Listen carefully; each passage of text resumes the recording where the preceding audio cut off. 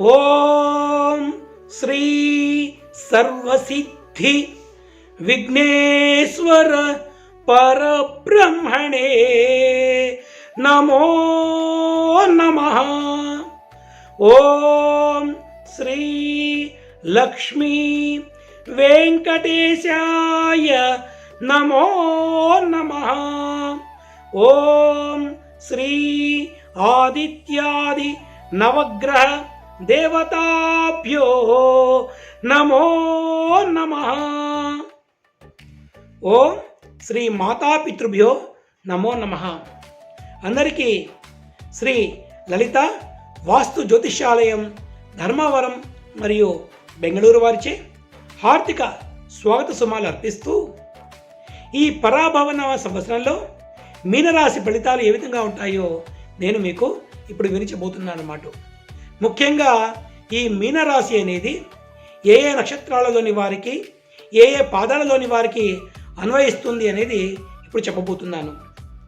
ఈ మీనరాశి అనేది పూర్వభాద్ర నక్షత్రంలోని 4వ పాదం వారికి మరియు ఉత్తరాభాద్ర నక్షత్రంలోని 4 పాదాల వారికి, అంటే 1, 2, 3, 4 మొత్తం 4 పాదాల వారికి, అదేవిధంగా రేవతి నక్షత్రంలోని 4 పాదాల వారికి కూడా ఈ యొక్క మీనరాశి అనేది అన్వయిస్తుందన్నమాట. మరి ఈ మీనరాశి వారికి ఈ పరాభవనామ సంవత్సరంలో ఆదాయం 14గా ఉండబోతోంది, వ్యయం అయితే 11గా ఉండబోతోంది, రాజపూజ్యము 7గా, అవమానం అయితే 2గా ఉండబోతోంది. ఈ సంవత్సరము ఈ రాశి వారికి కుజుడు ద్వాదశంలో ఉండబోతున్నాడు అన్నమాట. గురుడు చూస్తే అర్ధాష్టమంలో ఉన్నాడు, రాహు ద్వాదశంలో, కేతువు మాత్రం శుభుడుగా ఉంటున్నారన్నమాట. అయితే ఈ గ్రహస్థితి వల్ల ఈ రాశి వారికి ప్రథమార్థంలో, అంటే మొదటి 6 నెలల కాలంలో ఒక పరీక్షాకాలంగా, అంటే ఒక గడ్డు కాలాన్ని వీళ్ళు ఎదుర్కోవలసి ఉంటుందన్నమాట. ద్వితీయార్థంలో, అంటే 2వ భాగంలో వీరికి అత్యంత యోగం ఉన్నప్పటికీ మొదటి భాగంలో మాత్రము వీరు ఆదాయాన్ని కోల్పోవడం, ఆరోగ్యాన్ని కోల్పోవడం, అనుకోని ఖర్చులు గురి కావడం, అనుకున్న పనులు నెరవేర్చుకోలేకపోవడం, తీవ్రమైన ఆర్థిక ఇబ్బందులు గురి కావడం, ధనాన్ని కానీ వస్తువులు కానీ పోగొట్టుకోవడం, అనవసరంగా కలహాలు కడతలకు గురి కావడం, ఇలాంటి చెడు ఫలితాలు ఎక్కువగా జరిగేందుకు మొదటి భాగంలో ఎక్కువగా అవకాశాలు ఉన్నాయి. కానీ ద్వితీయార్థం వచ్చేటప్పటికీ మీకు యోగదాయకంగా ఉండగలదు, ఆదాయం బాగా ఉంటుంది. తర్వాత మీరు అనుకున్న కార్యాలన్నీ కూడా ఒక్కోటిగా మీరు చేసుకోగలుగుతారు. నిలిచిపోయిన కార్యాలన్నీ కూడా మళ్ళీ నిర్వహించగలుగుతారు. క్రమక్రమంగా మీరు రుణ బాధల నుంచి బయటపడేందుకు కూడా అవకాశం ఉంటుంది. కానీ ఈ రాశి వారికి ఎక్కువగా నరఘోష ఎక్కువగా ఉండేందుకు అవకాశం ఉంటుందన్నమాట. ఔషధ సేవనం అనేది తప్పనిసరిగా చేసుకునే అవకాశాలు ఉన్నాయి.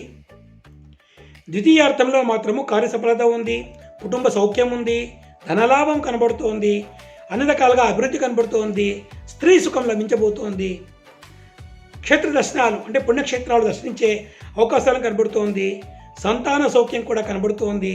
సంఘంలో మరియు ఏదైతే మీరు కోల్పోయినారో ఆ గౌరవ మర్యాదలది కూడా మళ్ళీ మీరు రెట్టింపుగా పొందే అవకాశము కనిపిస్తూ ఉందన్నమాట. ఈ యొక్క మీనరాశి సంబంధించిన ఉద్యోగులు ప్రథమార్థంలో వారు అనుకున్నవి ఏది కూడా సాధించలేరు. రావాల్సిన బదిలీలు కావచ్చు, ప్రమోషన్లు కావచ్చు, చేతికి అందవు. అదేవిధంగా చేయాల్సిన కార్యాలు నిలిచిపోవడం, అనుకోని ఖర్చులు రావడం, మానసిక ఆరోగ్య సమస్యలు రావడం, ఇలాంటివన్నీ కూడా ప్రథమార్థంలో వీరు కూడా అనుభవించాల్సి ఉంటుంది. కానీ ద్వితీయార్థంలో వీరు వీటన్నిటిని పోగొట్టుకుని చక్కగా అనుకూలిత బదిలీలు, అనుకూలిత పదోన్నతులు పొందేందుకు అవకాశం ఉంది. విలువైన ఆభరణాలను, గృహాలను, భూ వ్యవహారాలను కూడా విజయం సాధించేందుకు అవకాశం కనిపిస్తుంది. కోర్టు తగాదాలలో కూడా మీరు పై చేయి సాధించి విజయం సాధించేందుకు ద్వితీయార్థంలో అవకాశాలు ఎక్కువగా ఉన్నాయన్నమాట. ఇక ఈ సంవత్సరం రాజకీయ నాయకులకు కూడా మొదటి ప్రథమార్థం అంటే మొదటి 6 నెలల్లో ఏమాత్రం యోగదాయకంగా లేదు. కాబట్టి ఈ 6 నెలలు జాగ్రత్తగా ఉండండి. ద్వితీయార్థంలో మాత్రమే మీకు గౌరవ మర్యాదలు లభిస్తాయి. రాజకీయ పదవులు కావచ్చు, పదోన్నత పదవులు కావచ్చు లభించే అవకాశం ఉంది. గౌరవ మర్యాదలు పెరిగేందుకు అవకాశం ఉంది. కాబట్టి మొదటి 6 నెలల్లో కొంచెం జాగ్రత్తగా దేవతారాధనలో ఉండండి. తర్వాత మీరు మంచి ఫలితాలు పొందేందుకు అవకాశం వస్తుంది.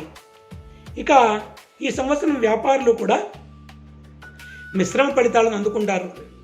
ప్రథమార్థంలో మీరు లాభాలు ఆర్జించినప్పటికీ ఆర్జించిన లాభాలను మీరు అనుభవించలేరు. అనుకోకుండా ఖర్చులు రావడం, నష్టాలు రావడం జరగవచ్చు. లేదా ధనాన్ని పోగొట్టుకోవడం లాంటివి జరగవచ్చు.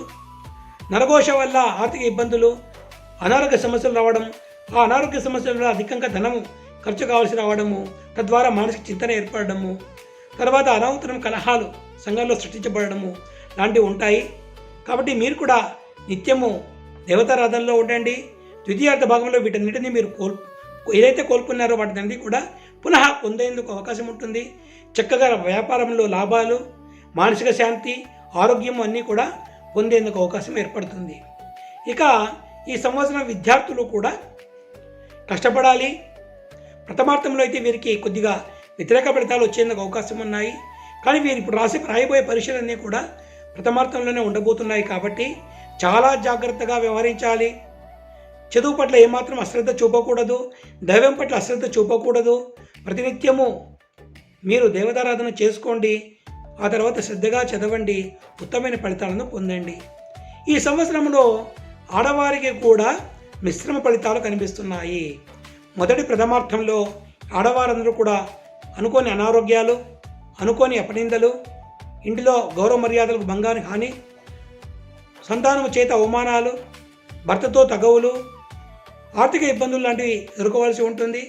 కానీ ద్వితీయార్థంలో ఇవన్నీ పోగొట్టుకొని చక్కగా భర్తతో సాఫల్యత, సంతాన సౌఖ్యము మరియు విలువైన ఆభరణాలు కొనుక్కోవడము, ఆరోగ్యం పెంపొందించుకోవడము, తద్వారా మానసిక శాంతి పొందడం జరుగుతుంది. మరి ఈ రాశి వారు ఎటువంటి ప్రతికూల పరిస్థితులను కూడా ఎదుర్కోకుండా ప్రథమార్థంలో కూడా వీరు హాయిగా సుఖంగా ఉండేందుకు, ప్రతికూల ప్రభావాలను తగ్గించుకునేందుకు ఒక చక్కటి ఉపాయం ఏమిటి అంటే, ఈ అంటే మీన రాశికి అధిదేవత ఎవరు అంటే మత్స్య రూపాధారుడైనటువంటి ఆ శ్రీమన్నారాయణుడు అన్నమాట. మత్స్యావతారం అంటారు కదా. ఆ మత్స్యావతారంలో ఉన్నటువంటి ఆ నారాయణుడిని మీరు ఆరాధన చేయడం అన్నది ఇక్కడ నేను చెప్పబోతున్నాను అన్నమాట.